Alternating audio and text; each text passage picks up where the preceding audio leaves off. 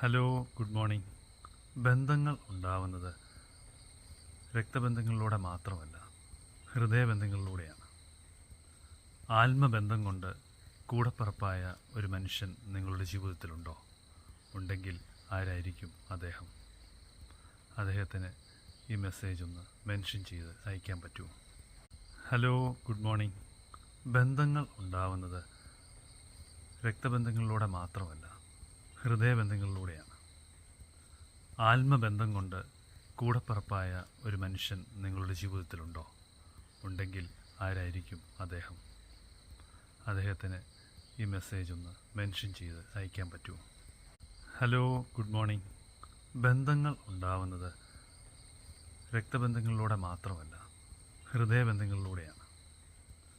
ആത്മബന്ധം കൊണ്ട് കൂടപ്പിറപ്പായ ഒരു മനുഷ്യൻ നിങ്ങളുടെ ജീവിതത്തിലുണ്ടോ? ഉണ്ടെങ്കിൽ ആരായിരിക്കും അദ്ദേഹം? അദ്ദേഹത്തിന് ഈ മെസ്സേജ് ഒന്ന് മെൻഷൻ ചെയ്ത് അയക്കാൻ പറ്റുമോ?